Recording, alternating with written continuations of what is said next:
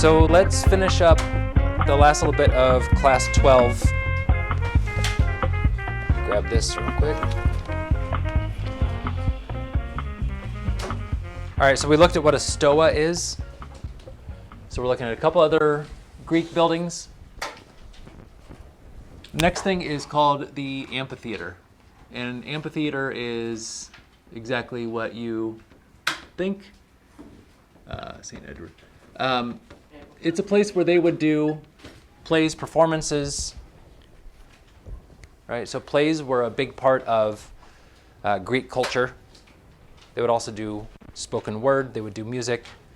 And the way that the amphitheaters were constructed were fairly ahead of their time.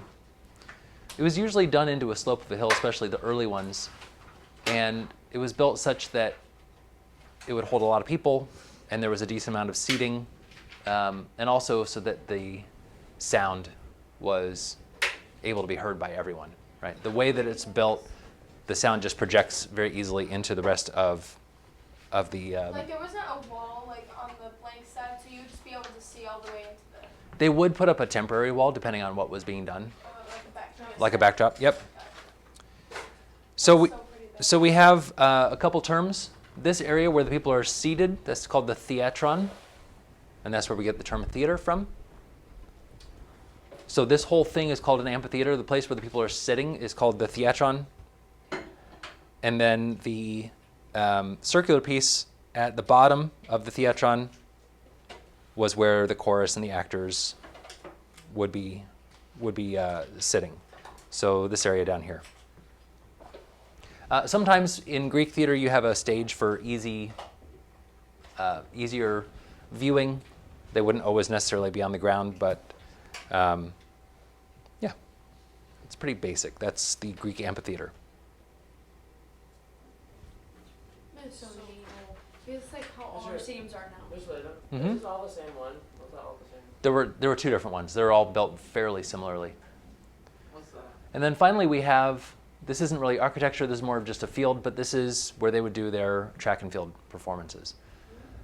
So you would have a track of some sort. Usually it's curved on one end and flat on the other. So you would have running races, and this is roughly where we get our track and field design from today.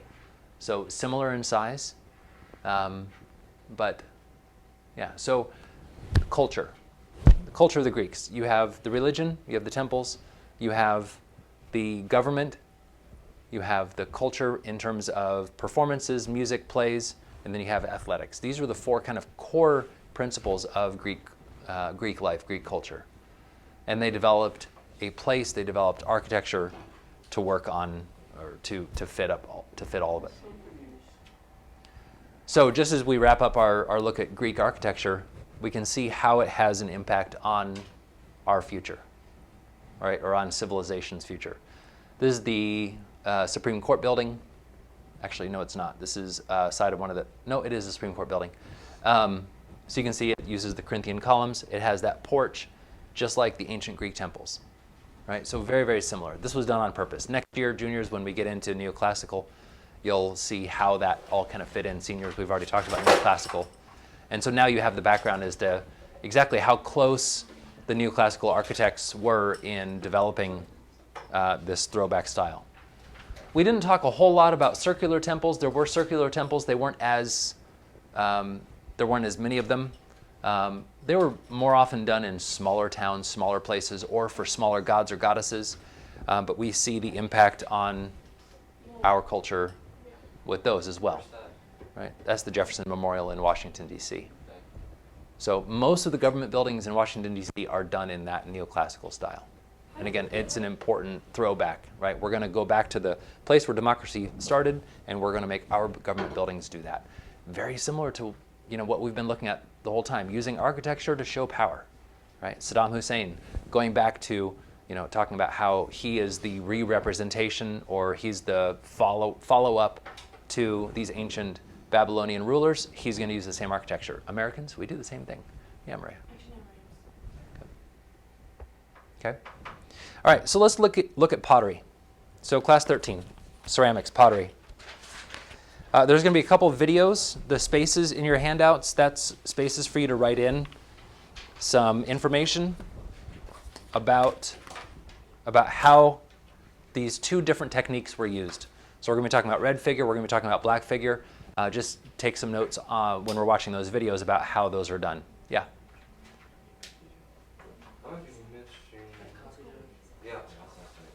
Okay. All right, so let's go through our glossary first so that we know what we're talking about when we talk about this stuff. A lot of the ceramics we're going to be looking at are called craters. We've talked about those briefly. Bless you. We talked about that during our first Greek class. Crater is a large vessel used by the ancient Greeks to mix wine with water. Also sometimes used as male funerary markers. So they would often be used as funerary markers, but there was an actual purpose for them, and that is to mix large quantities of water and wine. Why do you mix water and wine? Well, it's two things. First, to purify the water, but also to dilute the wine, because that's what you'd be drinking throughout the day. And you don't want to be hammered at 10 a.m. I mean, you could, but democracy wouldn't get done. All right, so those are different types of craters. You don't need to know the different types of craters. It's not that important for what we're doing today, but just a crater is a large ceramic vessel, right? Used for mixing water and wine. Yeah, and so then you would be dipping into it for the next day or 2 or 3 for your household or for a party or something like that, right? So that's where you would store your drinking water and wine. And it wasn't even 50-50. It was like 20% wine, the rest water. And again, the alcohol is there to help prevent bacteria and all that kind of stuff. How did they know that's what it did? You know, a lot of it with these developments of food techniques and food safety. Oh, I don't get as sick when I drink water with a little bit of wine. Let's do that from now on. They didn't understand what they were doing. They just knew cause and effect. Okay. Geometric style, we've talked about this already a little bit, but in the terms of pottery or ceramics, geometric style pot is a style of painted pot from the geometric period. So that's 900 to 700 BC, dominated by abstract motifs or designs. We've talked about the meander pattern, and then sometimes animals conveyed through black slip. So there's lots of, it's pretty obvious to see when you see that something like this, that's from the geometric period. It's dominated by patterns instead of by figures. Okay. Black figure style, we're going to look more at that in detail. Black figure style, again, pretty easy to tell. The figures are black, right? Has nothing to do with there's no real reason why they're black other than that is the technique that they used. Okay, so black figure technique, style of painted pot from the Archaic period in which figures and forms are created through the application of black slip before firing. We're going to get into the details about what that all means here in a second. And then we have red figure techniques, or red figure style. This comes a little bit later. And then basically what you're doing is instead of applying black slip or black clay and then firing it, now you're just leaving space. And you're applying the black clay around it. Okay, we'll get into that here a little bit more in a second. And then finally we have the white ground technique. This is the latest out of all of them. This is using white clay. Okay, so if you're a little bit lost right now, that's okay. We're going to get into the details of all those different techniques here in a second. All right, so I've mentioned slip before. Slip is basically a watered down clay. So you take clay, right? If you wanted to build a very simple bowl or pot, you take clay, you form it, you put it in a kiln, very hot, it fires, it gets hard, right? So instead of being soft and pliable or just kind of drying out, you've seen that before, right? Mud dries out and it cracks and then it kind of crumbles pretty easily. You can just take it and break it, right? But if you take clay and you fire it at very high temperatures, it fuses and it becomes hard, right? That's ceramics. That's how you make ceramics. That's the very basic technique of how you make ceramics. But you want to decorate it. You want to do stuff to it. And the main way that you decorate ceramics, even still today, is by applying slip. Slip is basically you take clay and you water it down and you make it like a paint. And then you can paint it to the surface. And then when you fire it, it creates those designs. And you can use different kinds of slips. So you can use red clay, green clay. You can, nowadays there's all sorts of dyes and pigments that you can add to it. Back then they were fairly limited. It was all obviously natural pigments. And then you mix that in with the clay and then you get these pigments. So basically it's like painting. Sometimes you can etch it. There's thousands of different ways you can decorate pottery. And then when you fire it, then the color stays on and it fuses to the rest of the clay, right? So none of this has been fired yet. This is still soft clay. And it can dry. Doesn't matter if it's dry or not. It's not like Fresco Bueno where you have to apply it right away. You can wait. So you can do the pot, let it sit overnight, and then apply slip, and then when you fire it, it all fuses together. So is it like a, not like chisel? Yeah, it's just a little pointy tool. You're just scraping It's away. not like black or anything. It's just cream. No, so what they were doing is, So it's like wet. yeah, so it's wet, so you're kind of carving into the surface. So what looks like what she's doing is she's applying some kind of base colors, and then she's drawing in, and then letting that slip, that first base color dry, and then she's going in with another slip and painting over it and then wiping it off. So that last coat of slip, it goes down into those lines, but it doesn't go onto the surface. And so that's how you get that red inside those lines. Okay, so there's all different techniques you can do. Is that red or just like the clay on the other side and the paper you scratched off of it? Actually, it may be the clay. Yep, you might be right there. Yep, good eye. Yep, because you've applied a white slip first, and then you've just scraped through it. Yep, good eye. Yep, That would make sense. yep. But like, it doesn't stay the natural color because look at the green, like yellow. Or is that just because lighting? Right, no, the slips are going to change color once you fire them, and we'll look at that here in a little bit. So, to your point, that's exactly what we're looking at. Sometimes the slips are very different colors, and so you just have to know, you know, it's kind of like when, That's the same thing? What? it's kind of like when you guys were glass blowing, right? The colors didn't look right. That orange looked almost like white, right? When it was very, very hot, and then, but you have to know just kind of what you're working with. How did you get that design off that? We'll look at that here in a second. Okay. All right, so geometric period. We've already talked about this a decent amount. This is called the funerary crater from the Dipleon Cemetery. This is kind of your basic, this is, if you talk about geometric pottery, this is the one that you're going to be looking at. It's kind of like if you talk about Renaissance painting, you look at, you know, the Mona Lisa or the Last Supper. This is that for this period. Yeah. How tall is that? Usually pretty tall. My guess is about 3 feet, something like that, 3 feet, maybe 4 feet. We looked at this already in class 1 of Greek art, and so we know kind of what's going on. We see the shields, we see the chariots. I've already explained some of that stuff. The figures, again, are not dominant. The figures fit into the pottery, or the figures fit into the geometry, not the other way around. So the geometry is the main focus, the figures fit into that. Okay, so that's how you can tell if it's a geometric pot or not, or geometric style. Okay. And so what can we tell here? So this is a red pot, it's red clay, and then they've taken black slip, so it's a different type of clay that's black, and they've watered it down, and that's how they've painted on the figures. So they paint it on, and then they fire it, and now you have those designs. Okay, so it doesn't chip off, it doesn't, you know, the whole thing can chip, but now it's very strong. Okay, How did they get like the lines to perfectly rounded all the way through? so very steady hand, and you turn it. So they put it on a wheel. So the same way that you're making pottery on a pottery wheel, you've probably seen that, you know, probably seen videos of that. Same sort of thing. You just probably have your hand on something and you dip your paintbrush and then turn it. Yep. Okay. All right, so let's look at black figure technique. This is a video that goes through the process of black figure technique. Take some notes on this, because I'm going to be asking you, I absolutely will be asking you on a test to explain to me the difference between black figure and red figure technique. Vase. Workers first mine naturally What's that? This occurring one's black. clay and mixed So it black with comes water first. in outdoor pools. Impurities in the clay would sink to the bottom. As the water evaporated, it left behind a layer of purified clay, which was then kneaded by workmen to make it more malleable. So this comes earlier, To start 700 the to form of 530. vase, a mass of clay is centered on a potter's wheel. In ancient times, the wheel would have been rotated manually by the potter or his assistant. This modern electric-powered wheel works the same way. With his hands, the potter forms a depression in the middle of the clay. By pulling outward and upward slowly, he carefully forms the clay into the desired shape, depending on which type of vessel he is making.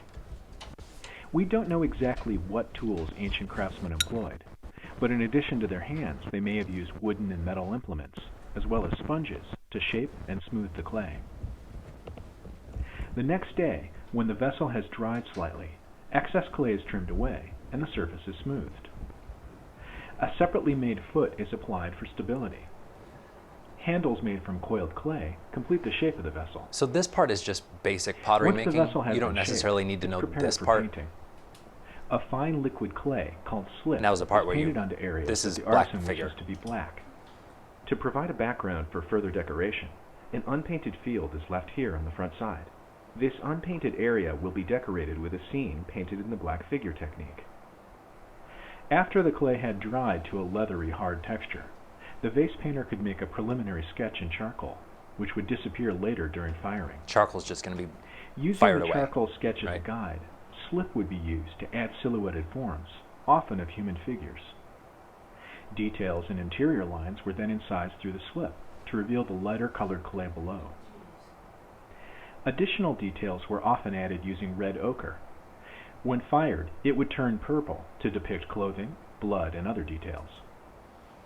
To produce white, a pure clay with minimal iron oxide was used, often chosen to depict women's skin, marble objects, animals, and patterns. again women's skin, With white. the painting complete, influence the from vessel was ready to be fired in a kiln. This three-step firing process lasted Manoff. approximately 6 to 8 hours, but since there were no precise thermometers or accurate clocks, it required great precision and experience on the part of the craftsman. First, the temperature in the kiln was raised to about 1500 degrees Fahrenheit. By allowing air into the upper chamber of the kiln, an oxygen-rich atmosphere was created. This produced red ferric oxide in both the clay and slip, which caused both to turn red. Second, the temperature was raised further to about 1700 degrees Fahrenheit.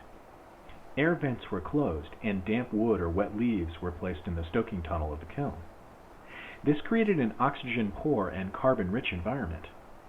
This produced black ferrous oxide in the clay and slip, which turned both from red to black.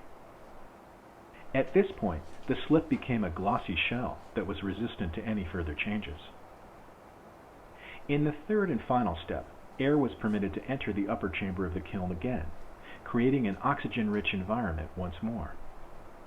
The surface of the vessel not covered in slip turned from black back to red, and the glossy slip-covered areas, such as figures, remained black. The kiln required around 12 hours to fully cool down, after which the vases could be removed. Okay, so a few steps. So I'm not going to write down the painting process because I think that all makes sense, right? You leave a section open where you're going to be painting your figures, right? So they're going to leave this section open, and then they're going to draw it in, and then they're going to paint it in, and then they're going to, incise it to do some negative lines, right? So the details are going to be in a white, quote unquote white, right? The red showing through. And then you're going to add in some red ochre, right? So this is that red ochre to show a little bit more details. Okay, so the difference between, the firing process,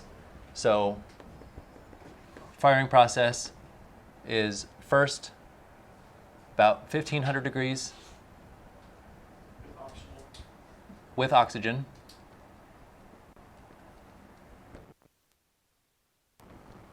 Turns everything red. Okay? Second process, 1700 with no oxygen and carbon, so plant matter, things like that. What that does is that makes the blacks black, and that covers everything in soot, right? Everything is covered in this black. Okay?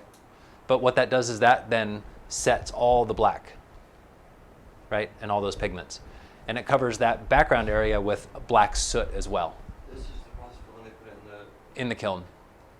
Yep. And then third, you lower it back down with oxygen again. Burns off your soot. Okay, so how do they figure this out? Lots of trial and error. Oh, this pot's all black. I don't know what to do. I'm going to try and scrape it off. That's not working. Oh, I wonder what happens if we, this is, again, over a period of 200-300 years, they're figuring this all out. Okay? So let's say it burns off what? It burns off the soot, the black stuff. The soot. Okay? So let's look at this pot. This is, again, probably the most famous example of a black figure technique pot. This is called Achilles and Ajax playing dice. This is a theme directly from the Aeneid? Odyssey? Aeneid? Which one was about the Trojan War itself? The Aeneid. The Aeneid? Anyway, that one, whichever one. From Homer. So we have Achilles and Ajax playing dice, right? Which one's which? What was it, the Iliad? So Achilles is on the left. Ajax is on the right. What can you tell me about what is going on? Who is winning and who is losing? And how can you tell? The one on the left. The one on the left is what? The one on the left is winning. Is winning. Why? He has a helmet on, the other one doesn't. Okay, but The no. other one's helmet is on the right. No. Wouldn't the right one be with, I don't know. Which one's right? Which one's left? Who looks more tense? Who looks more tense? The guy on the right. The one on the right. Leaning over. He's leaning over, and also look, Look at his eyeballs. he's tense. And also look at the way he's gripping his spears, Well, right? Well, They're both doing it. he's also doing, they're both doing Oh, it. they're both doing it. They're both doing it. They're both- Achilles is on the other side. They're both doing that, but there's a lot more tension in this Yeah. figure, right? See the muscles. You can see the muscles, right? He's losing. I'm on the- So we have Achilles and Ajax playing dice. This is very well done. It's very simple, right? It's very, very simple lines, and you can't be super complex with just incising these lines, but it's very well done. Usually, Mm-hmm. the circles on their thighs, like his are more like curled up than the other ones. Yeah. I don't know if that has to do with anything. I don't know. It's just like I'm not sure either, but yeah. I don't Makes know. sense. It looked like it. He Like broke more the circle tense. on his stuff. Being more Spears tense. tense. Because it's like tighter. Angles, It's it's tighter. Mhm. Yeah. This is also one of the first times we have an artist that we know of. So Ezekias is the artist who did this pot. Okay. All right, red figure pottery. Red figure pottery is going to be very similar technique to what we've already seen with black figure technique, except what they're doing is instead of making the figures black on a red background, they are leaving space. It's obviously more complex. It takes more time to do, right? So they're using black as the background, and then they're leaving red, and then they're coloring in with tiny brushes. So instead of incising out the lines and making red lines, you're making black lines now with paint. Or it's actually slip, it's not paint, right? This is difficult to do because it's pretty difficult to erase, right? Once the slip is on there, Yeah. it's kind of stuck. Game over. You can't really wipe it out because this is porous, right? It hasn't been fired yet. It's, if you've ever touched unfired ceramic, it's, it'll take water and it'll soak it in, right? It'll soak this slip right in. And so the only way to really erase is to start scraping away some of the pot. You do that enough times and you're going to have a misshapen pot. So you have to be very precise when you're doing it. Okay? So what you're doing is you're allowing the red to show through, and this is more natural looking, right? So instead of having figures that are black, you have figures that are red. It looks more natural, and you have the ability for a lot more detail because instead of doing the detail lines by carving into black and just leaving, red lines, you can actually paint. And then further, what you can do is you can water down the slip a little bit more. Have you guys ever played with watercolors? Right? It's the same sort of concept. You can take slip and water it down, and you can make shades. So over time, what they're going to develop is shading techniques. And you can do that with red figure that you couldn't be doing with black figure technique later on. Okay? So then again, also putting in details with white. They're sometimes going to be putting in details with red ochre. So there's some details with the red. You can see her, her hair. Details with the white. So a lot more complex. Yeah, it's really well done. Fast. So obviously she's modern, but she's recreating a Greek vase, a Greek crater. I don't understand how she's just doing this video. It's crazy. Because we get so boring. Very, very steady line, or very steady hands. You ever seen videos on YouTube of people doing like sign painting, like freehand? It's amazing how they do that. I drink way too much coffee for that. It's actually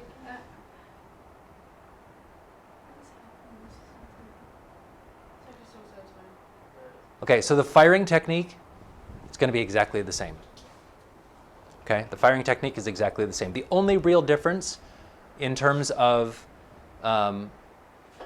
between red figure and black figure is you've just simply reversed it, right? So instead of doing what we call a negative image, so we can say a black figure is negative. So if you were to put this on a test, I would totally accept it. So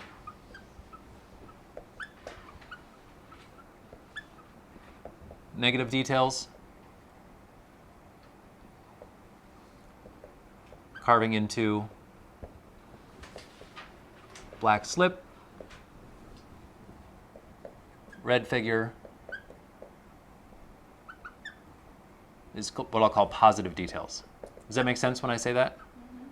Did she fire it? Not yet. Not yet. Looks like the color. And then you're painting.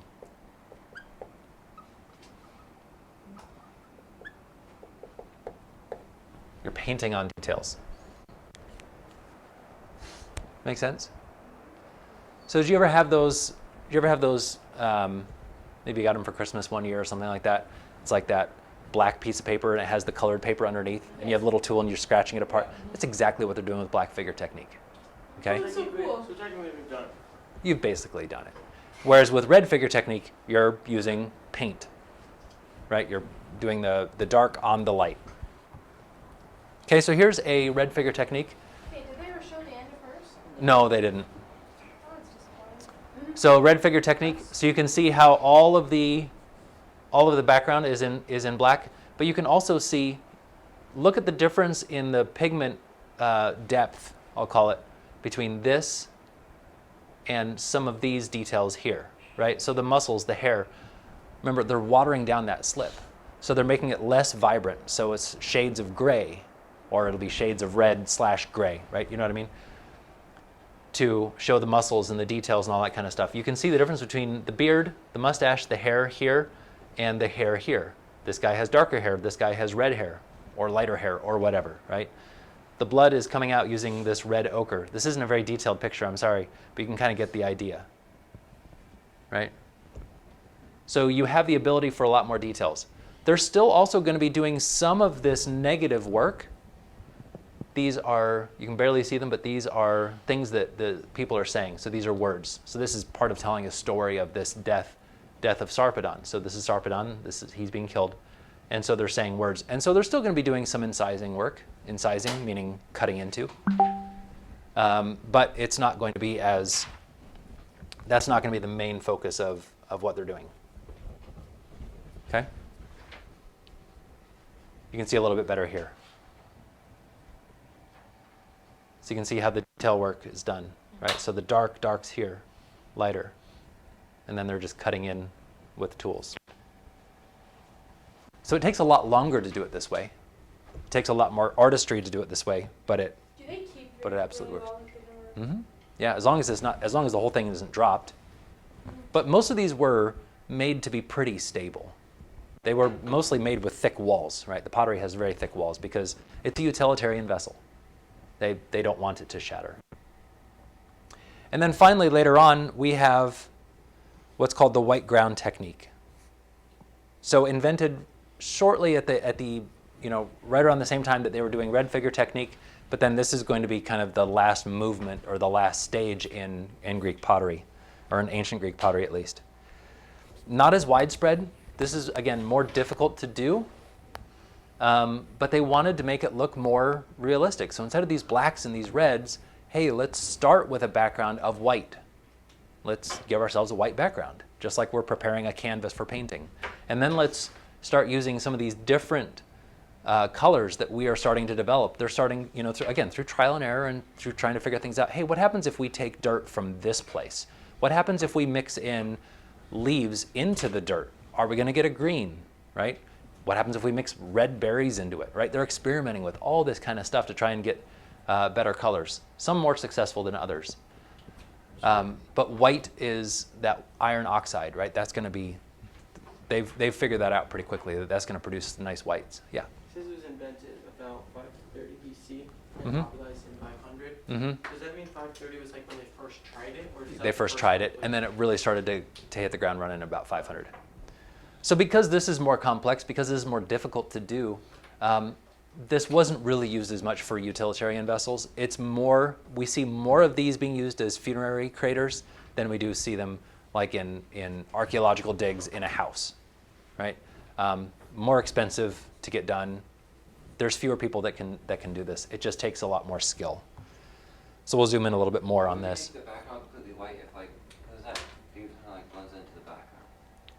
Sorry, say that again? Why would you make the background completely white? Because you see that one guy who basically blends in. Yeah. Kind of cool though. That was just the style. That's what they wanted to do. Well, like those little dots, is that like hair or? That's what I was thinking. It's like I think so. guy, I suppose. Yeah, he has gray hair.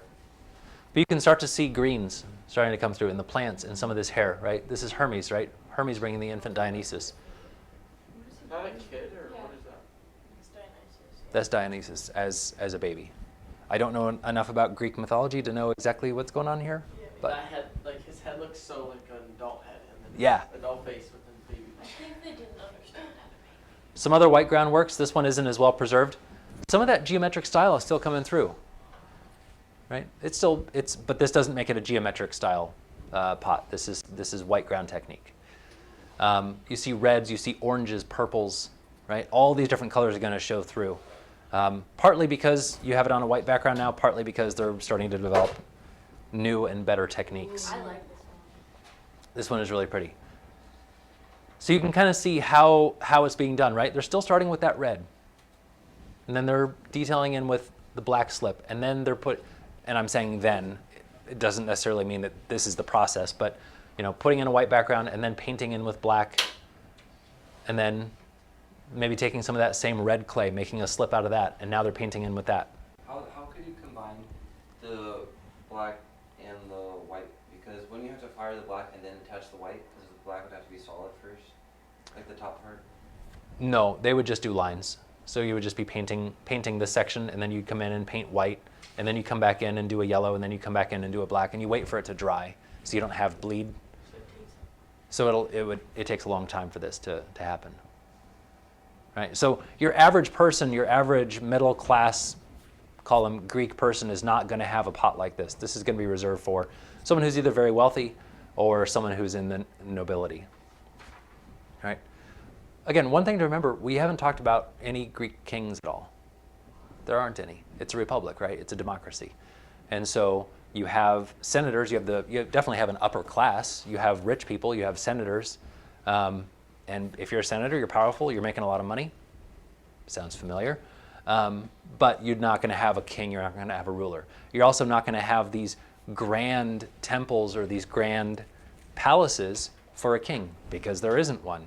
You're not going to see depictions of, like we saw in the Middle East, of Ashurnapal killing a lion, right? There aren't really any lions there's lions in Greece, but there's not, in ancient Greece, but there's not this depiction of this force and this power. The power was in the Republic, right?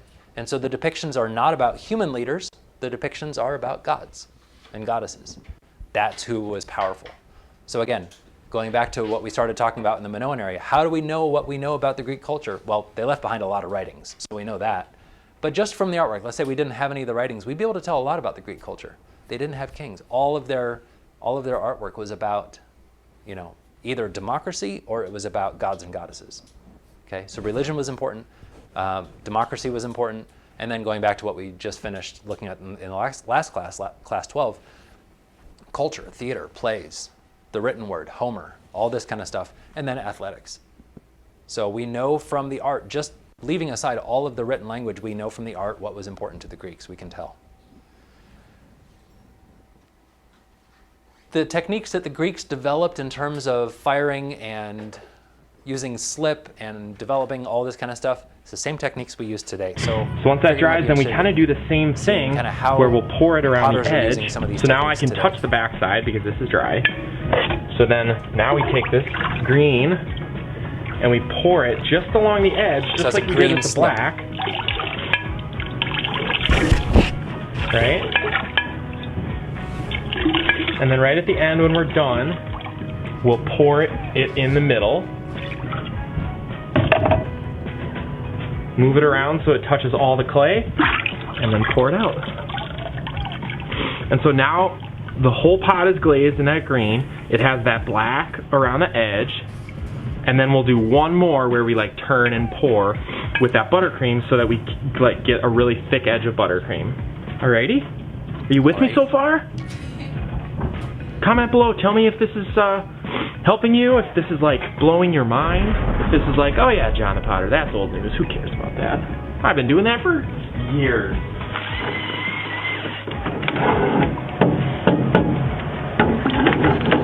The last glaze that we're going to put on here is going to be that buttercream. And so we want to do the same thing where we're going to turn the bowl as we pour it to get it around the edge nice and even. And then when we're done doing that, then we're going to pour it into the middle so it coats the whole middle, and then we'll pour it out. So, all right, ready? And this takes, like, wasn't this good at this right away when I started doing So this. it's really hard to tell the difference between Ready? the green and the yellow that he's doing. Can you see So that? he has to just kind of As know I what he's pour it? doing. Here, let me And he's let the green dry See. first, right? So then you watch me just pour this around the edge. Ready?